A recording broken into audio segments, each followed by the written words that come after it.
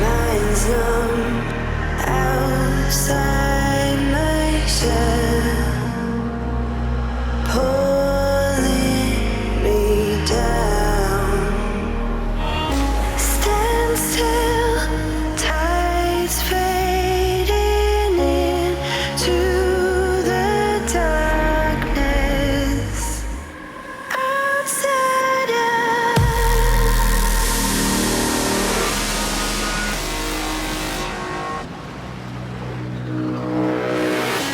Outside us.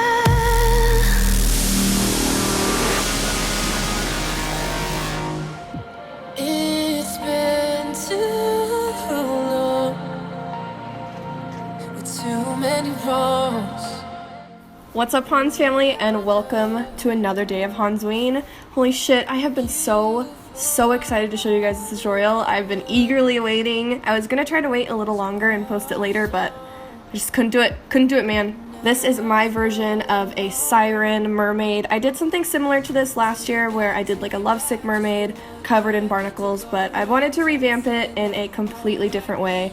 So I handmade all of the pieces that you see, and I am so fucking honored to say that I was able to shoot with two of my favorite people from Makeup Forever in the entire planet. They're so awesome.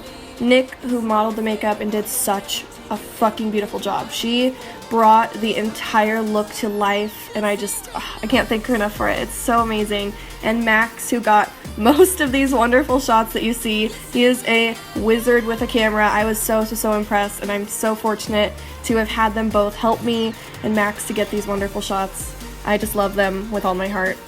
They're the best. Anyways, thank you guys for watching, and let's get into it. Okay, so we're gonna start with the prosthetics first. I did make these beforehand because I wanted to see kind of what the fuck I was doing, and I'm using Model Magic, as always. You guys know I love that on my channel. If you're new, it's a lightweight air drying clay that's super kind of fluffy, so it stays on the skin really great when you glue it because it is so light. I'm starting out by making barnacles, which I did originally on my last look from last year. Looking at a reference photo and just using a palette knife to dig into the clay a little bit to get the edges to look proper and nice and lifted up and barnacle-like.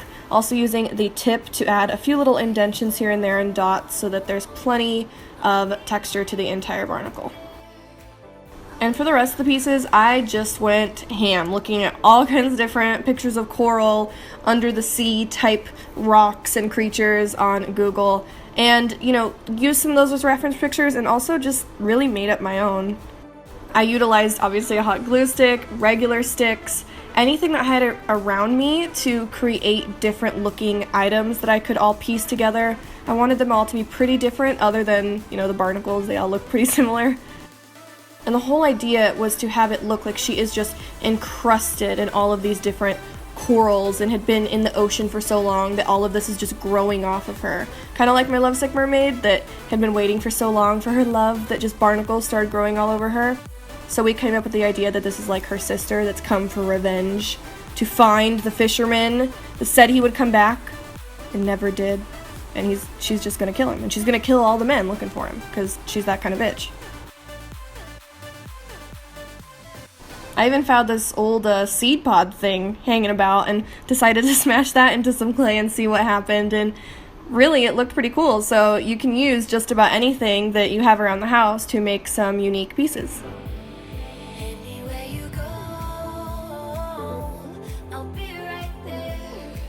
The starfish I also wanted to include because I feel like that's a little different looking than just smashing random objects into clay to make holes.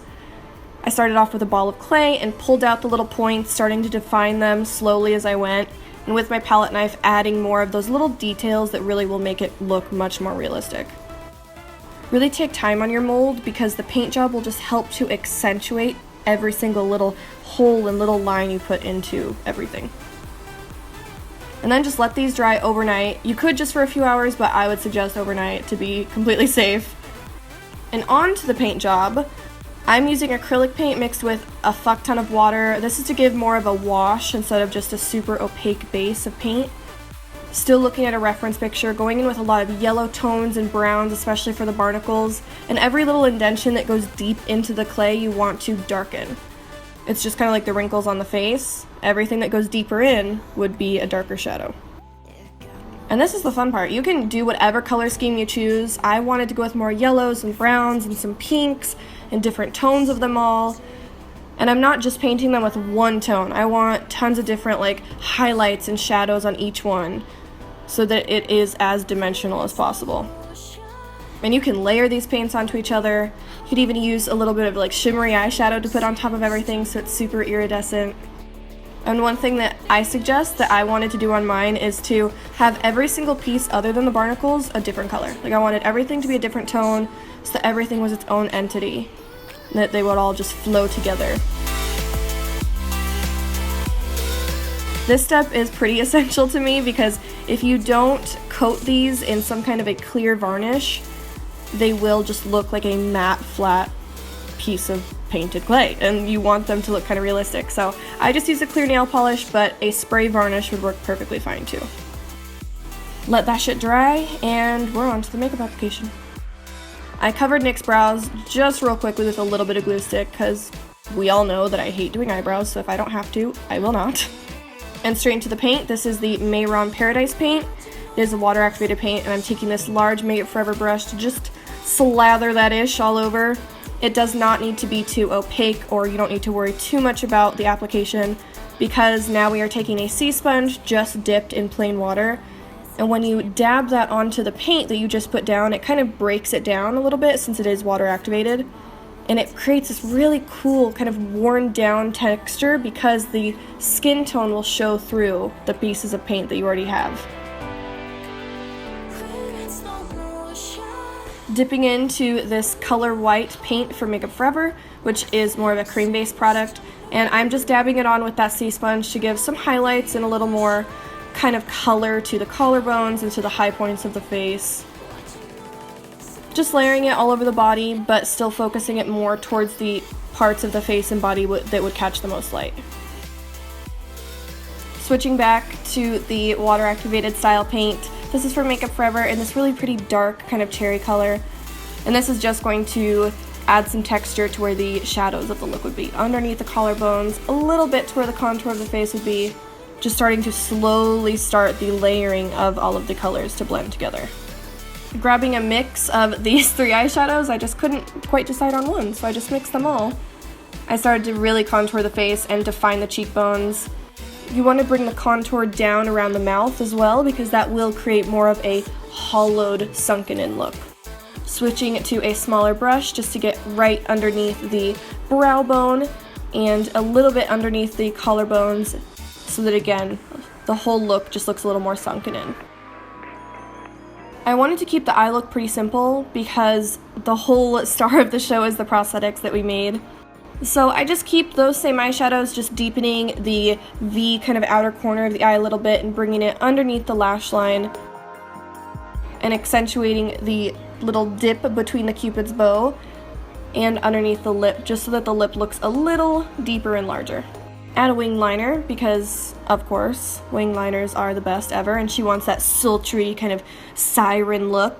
And help bring some black eyeshadow down under the lash line to have a nice cohesive cat eye shape.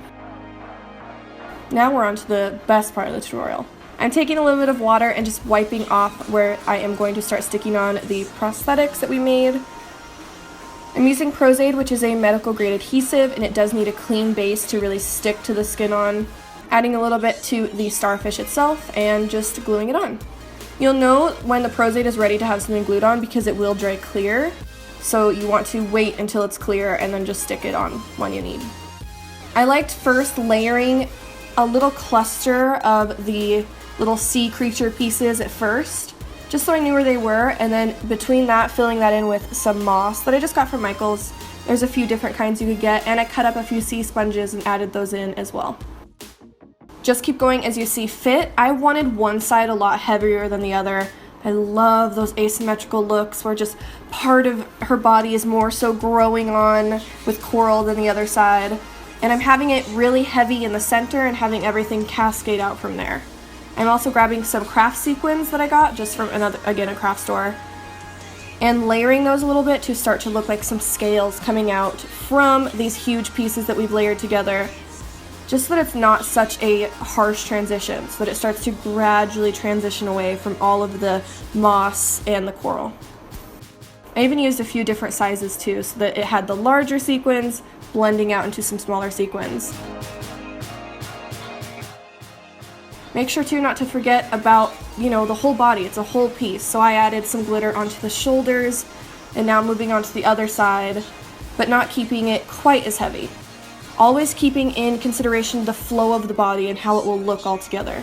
Bringing in that moss and always having it transition into more of the glitter cascading out. It's kind of like tattoos. Like, tattoos look so much better on the body when they flow properly with how the human body will move. So always keep that in mind.